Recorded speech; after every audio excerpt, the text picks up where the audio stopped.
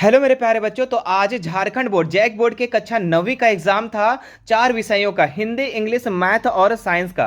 तो आज हम इस वीडियो में आप लोग को साइंस के आंसर की को बताने वाले हैं। तो फटाफट आप लोग इसका उत्तर को मिला लो और देखो कि आज की परीक्षा में साइंस में आप लोगों ने कितना उत्तर को सही किया है। और साथ ही साथ आपके मैथ, हिंदी, इंग्लिश सभी सब्जेक्ट का आपका आंसर की को अपलोड कर दिया गया है इसी चैनल मिशन 2 पर। आप लोग सभी का आंसर की को अवश्य मिला लेंगे। आइए शुरू करते हैं। इसमें देखते हैं साइंस में कैसे कैसे सवाल पूछे गए थे और इसका सटीक उत्तर क्या होने वाला है। देखिए, इसका जो सबसे पहला सवाल पूछा गया था क्या था? गति का सबसे साधारण प्रकार क्या है ना? वृत्तीय गति, घूर्णन गति, सरल रेखीय, इनमें से कोई नहीं। तो इसका जो राइट उत्तर हो जाता सरल रेखीय गति। सबसे साधारण प्रकार सरल रेखीय गति, इस तरीके से जो चलता है वो सरल रेखीय गति सबसे साधारण प्रकार है। तो ऑप्शन नंबर सी हो जाता है, मैंने कई बार बता चुका था। देखिए, इसका दूसरा सवाल पूछा गया था कि शून्य का मान हो सकता है दूरी, विस्थापन या दोनों या इनमें से कोई नहीं। तो शून्य दूरी भी हो सकता है, विस्थापन भी हो सकता है। तो दोनों इसका राइट उत्तर हो जाएगा, ऑप्शन नंबर सी। अगला सवाल देखिए, पूछा गया था कि कौन सा ग्राफ असमान चल को दर्शाता है। तो यहां पर देखेंगे तो ये तो सिंपल है भाई, ये भी आपका एक निश्चित दिख रहा है, लेकिन ये असमान चाल है। ठीक है, ये असमान चाल है, बाकी यहां सारे के सारे समान चाल है। तो ऑप्शन नंबर सी इसका राइट उत्तर हो जाएगा। जितने बच्चों ने सी का किया होगा बिल्कुल सही जवाब होगा। देखिए, कितना लॉलीपॉप सवाल पूछ दिया था कि निम्न में से किसे जड़त्व का नियम कहते हैं। कितना बार, हमको लगता है 5 से 100 बार, 7 बार रात तक ही बता दिए हम आप लोग। और इससे पहले मैंने कई बार बता चुका, हजारों बार बता चुके हैं कि ये गति का प्रथम नियम को ही जड़त्व का नियम कहा जाता था। तो ऑप्शन नंबर ए इसका राइट उत्तर हो जाएगा। अगला देखिए, 5वां नंबर में पूछा गया था 24 केजी द्रव्यमान की वस्तु 96 न्यूटन पर बल लगने से उत्पन्न त्वरण होगा। देखिए, त्वरण यहां पर निकालने बोला था, तो वही फॉर्मूला आप लोग का लग जाता, एफ बराबर एम ए, है ना, एफ बराबर एम ए। और जहां पर एफ दिया हुआ था आपका, कितना एफ दिया हुआ था 24, और एम का कितना दिया हुआ था, देखो ये इंटू में धरा के डिवाइड में हो जाता। तो मास जो दिया हुआ था, नहीं, आपका यहां पर बल जो दिया हुआ है ना, बल आपका 96 दिया हुआ है और ये मास जो दिया हुआ था 24। तो ये 24 से डिवाइड करते तो 4 मीटर पर सेकंड स्क्वायर एक्सेलरेशन आ जाता। ऑप्शन नंबर सी इसका बिल्कुल सही जवाब हो जाएगा। देखिए, इसके बाद जो क्वेश्चन पूछा गया था 6 केजी मीटर पर सेकंड मात्रक है। किसका मात्रक है? ये संवेग का मात्रक है। किसका मात्रक है? संवेग का मात्रक है। मैंने रात में ही बताया था। ये सार्वत्रिक गुरुत्वीय स्थिरांक जी का स्थिरांक को दर्शाते हैं। कौन? देखो, ये गुरुत्वीय स्थिरांक जो दर्शाते हैं ये बड़ा जी से दर्शाते हैं ना, ऑप्शन नंबर बी। अगला देखिए, 8 नंबर में क्वेश्चन पूछा गया था चंद्रमा पर 6 केजी द्रव्यमान की वस्तु का भार कितना होता है। तो आपको देखिए, ये होता है 9.8 होता है ना। और ये 6 केजी का बात कर रहा है और ये 1/6 चंद्रमा पर होता है। 6 कट जाता तो 9.8 न्यूटन, इसका ऑप्शन नंबर ए इसका सही जवाब हो जाता। अगला देखिए, जूल पर सेकंड किसका मात्रक है? तो ये शक्ति का मात्रक है, ये आप लोग को बता चुके थे। नेक्स्ट देखिए यहाँ पर कि 1 केजी की वस्तु को कितनी ऊंचाई तक उठाने में 9.8 जूल का कार्य लगेगी। तो ये 1 मीटर, जी हाँ, 1 मीटर उठाने पर कितना जूल लगेगा, जितना जूल कार्य लगेगा, तो 9.8। ऑप्शन नंबर इसका बी इसका राइट उत्तर है। 11 नंबर सवाल पूछा गया था कि यदि किसी वस्तु का संवेग को दुगुना कर दिया जाए तो उसकी गतिज ऊर्जा कितनी हो जाएगी। देखो, संवेग को दुगुना करो या वेग को दुगुना करो, उसका जो गतिज ऊर्जा काइनेटिक एनर्जी था वो 4 गुना हो जाता। तो मैंने 2 बार बताया, रात में बताया था, मॉर्निंग में बताया था। अगला सवाल देखिए, यहाँ पर क्या है, तरंगे किसका स्थानांतरण करती है। तो ये किसका स्थानांतरण करती है बच्चों? तो ये आपका हो जाता ये ऊर्जा का, है ना, ऊर्जा का स्थानांतरण करती है। अगला सवाल देखिए, यहाँ पर क्या दिया गया है आपका, यदि क्रमित संपीड़न एवं विरलन की दूरी 5 मीटर है तो तरंग धैर्य का मान कितना हो जाता? तो तरंग धैर्य का मान 10 सेंटीमीटर, ऑप्शन नंबर बी हो जाता। अगला सवाल देखिए, यहाँ पर निम्न में से कौन पदार्थ नहीं, कई बार बता चुके हैं कि जिसका स्थान और क्या द्रव्यमान हो वही आपका होगा। बाकी यहाँ पे विचार विचार बोले थे ना, लव, प्यार, मोहब्बत, विचार करना, ये सब क्या है? ये पदार्थ नहीं है। ऑप्शन नंबर सी इसका राइट उत्तर हो जाएगा। तापक्रम का एसआई मात्रक है। तापक्रम का एसआई मात्रक क्या हो जाता है? तो ताप का एसआई मात्रक जो होता है केल्विन होता है। ऑप्शन नंबर डी इसका राइट उत्तर हो जाता है। अगला सवाल देखिए यहाँ पर कि गैस का द्रव में परिवर्तन क्या कहलाता है। तो गैस से द्रव में चेंज होना संघनन कहलाता है बच्चों। ऑप्शन नंबर सी इसका राइट उत्तर हो जाता है। बारूद क्या है? तो ये एक प्रकार का मिश्रण है, कई मिश्रणों से, कई यौगिकों से मिलकर के यहाँ पे कई तत्वों को मिला करके बनाया जाता है, तो ये मिश्रण हो जाता है। अगला सवाल देखिए, यहाँ पर पूछा गया था निम्न में से कौन कोलाइड नहीं है। तो यहाँ पे दूध, रक्त सब है, यहाँ पर आपका जो है ना वायु नहीं है, वायु जो है कोलाइडल नहीं है। अगला सवाल देखिए, यहाँ पर 19 नंबर में क्वेश्चन पूछा गया था निम्न में से द्रव में कौन अनिश्चित होता है। कई बार बता चुके बच्चों कि कई जो आकार होता है वो अनिश्चित होता है ना। कौन होता है? आकार अनिश्चित। क्योंकि उसको हम बोले थे ना कि बाल्टी में डाल दो बाल्टी जैसा बन जाएगा, टब में डाल दो टब जैसा बन जाएगा।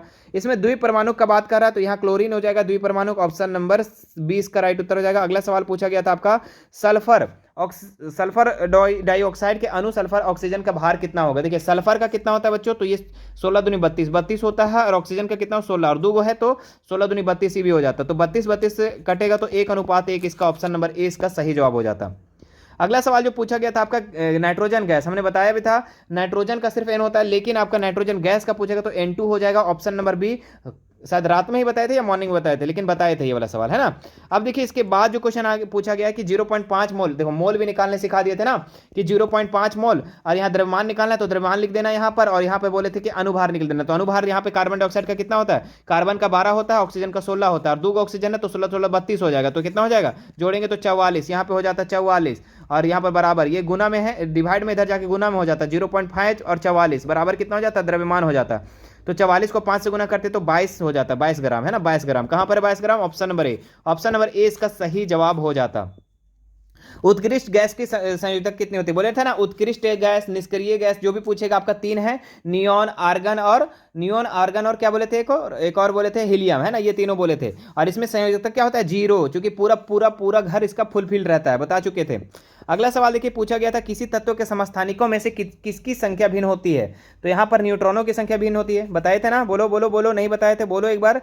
क्या है यहाँ पे कि निम्न में से इलेक्ट्रॉनिक विन्यास का विद्युत धनात्मक तत्व है, विद्युत धनात्मक तत्व यहाँ पर पूछ रहा है। तो धनात्मक मतलब कि कौन देता है। तो देखिए यहाँ पर जो है 282, ये जो संयोजकता देख रहे बच्चों, ये देने का काम कर रहा है। बाकी आप देख लीजिए, ये भी लेने का काम करेगा, ये भी लेने का काम करेगा, सब ऋणात्मक होगा। यहाँ पर देने का काम कर रहा है, ऑप्शन नंबर ए, 2 क्या करेगा, किसी को दे देगा। गुणसूत्र बने होते हैं, तो ये किससे बने होते हैं, डीएनए और प्रोटीन से, दोनों से बने होते हैं, ठीक है। अगला सवाल देखिए, यहाँ पर प्रोटीन संश्लेषित होती है। तो प्रोटीन संश्लेषित होती है किसका होती है बच्चों, ये आपका हो जाएगा राइबोसोम पर, है ना। नेक्स्ट सवाल देखिए, पूछा गया था आपका, काफी अच्छा सवाल था बच्चों, कोशिका का अपशिष्ट निपटाने वाला यंत्र कौन है। तो यहाँ पर जो आपका कौन हो जाता, कोशिका का अपशिष्ट निपटाने वाला जो यंत्र है ये आपका लाइसोसोम हो जाता, ऑप्शन नंबर बी। अगला सवाल देखिए, यहाँ पर पूछा गया था कि एक संयोजी उत्तक है, तो ये आपका रक्त भी है, अस्थि भी है, कंडरा भी है, सभी हो जाता है, ऑप्शन नंबर डी। नेक्स्ट सवाल देखिए, रक्त के तरल भाग को क्या कहा जाता है। तो ये प्लाज्मा कहा जाता है, क्या कहा जाता है, तो प्लाज्मा कहा जाता है, ऑप्शन नंबर ए इसका सही जवाब हो जाता। नेक्स्ट देखिए, असंपाती जंतु कौन है यहाँ पर। तो यहाँ पर आपका मगरमच्छ, छिपकली, सांप, इनमें से सभी, ऑप्शन नंबर डी इसका राइट उत्तर हो जाएगा, है ना। नेक्स्ट देखिए, 33 नंबर में जो क्वेश्चन पूछा था, मछली के हृदय में कई बार बता चुके थे आप लोग को 2 होता है, और मानव में कितना होता है, 4 होता है, ये भी बता चुके थे, है ना। अर्थोपोडा समूह एक जंतु है, ये केकड़े हो जाएगा, केकड़ा, सी नंबर। अगला देखो, यहाँ पर आपका 35 नंबर सवाल था, सजीवों की मौलिक इकाई क्या है। तो ये कोशिका है ना। कोशिका का खोज कौन किया था, रॉबर्ट हुक ने किया था, बता चुके थे। नेक्स्ट देखिए, यहाँ पर जिन रोगों की अवधि कम होती है उसको क्या कहते हैं। तो जो अवधि कम है मतलब समय कम लगता है, जो सा रोग, वो आपका तीव्र रोग होता है, ठीक है। बाकी आप लोग का दीर्घकालिक रोग जो लंबे समय तक रोग होता है वो अब दीर्घकालिक, तो कम अवधि के लिए पूछ रहा है तो तीव्र रोग हो जाएगा, ऑप्शन नंबर ए। देखिए नेक्स्ट पूछा गया था, काफी समझ पर आधारित भी क्वेश्चन था इसमें, है ना। जीवमंडल का निर्जीव घटक क्या है। तो वायु भी है, जल भी है, मृदा भी है। तो इसमें आपका अच्छा निर्जीव, हाँ, तो ऑप्शन नंबर इनमें से सभी हो जाएगा। अगला सवाल देखिए, यहाँ पे शुक्र एवं मंगल ग्रह पर वायुमंडल का मुख्य घटक क्या है। यहाँ पर आपका ऑप्शन हो जाता है आपका कार्बन डाइऑक्साइड, CO2। नेक्स्ट देखिए, यहाँ पर 39 नंबर, मधुमक्खियां फूलों को एकत्र करती है। ये मॉडल पेपर से क्वेश्चन पूछा गया बच्चों, ठीक है। मरकन से पराग के दोनों, यहाँ पर जो हो जाएगा आपका 39 नंबर का क्या हो जाएगा, दोनों से, ऑप्शन नंबर सी, ठीक है। अब 40 नंबर का सवाल करने से पहले मैं बता देता हूँ बच्चों कि आप लोगों के लिए, जी हाँ, आप लोगों के लिए स्पेशल बैच आ चुका है जिसका नाम है आरंभ बैच। जी हाँ, आपको हमारा एप्लीकेशन पे आप लोग को शुरू से लेकर अंत तक पूरे तैयारी के साथ, पूरे डेडिकेट के साथ आप लोग को तैयारी कराया जा रहा है वहां पर, ठीक है। तो अगर मेरे प्यारे बच्चों ज्वाइन करना है तो आप हमारा एप्लीकेशन को डाउनलोड कर लेंगे। हमारा एप्लीकेशन का नाम है मिशन टू वाले सर, क्या नाम है, मिशन टू वाले सर नाम है। और इस एप्लीकेशन को डाउनलोड करने के बाद मेरे बच्चों बहुत ही मिनिमम फी में आप लोग को वहां पे पूरे साल का कोर्सेस कराया जाएगा। तो टेंशन नहीं लेना है, बिंदास रहना है, एक बार मिशन टू में ज्वाइन कर लेना है, ठीक है। उसके बाद फिर जो गर्दा उड़ाएंगे ना, धमाल मचा देंगे एकदम पूरे साल भर पढ़ करके। सोचो कि यहाँ पे कम समय में हम लोग कितना धमाल मचा सकते हैं, तो सोचो पूरे साल भर पढ़ेंगे तो क्या होगा, टॉपर नहीं बनेंगे तो क्या बनेंगे। टॉपर देने वाला बैच आ चुका है, आरंभ बैच, तो जल्दी से ज्वाइन करेंगे, जिसमें आपको बहुत अच्छे अच्छे टीचर्स यहाँ पे क्लास लेंगे। तो आप लोग जल्दी से ज्वाइन कर लीजिए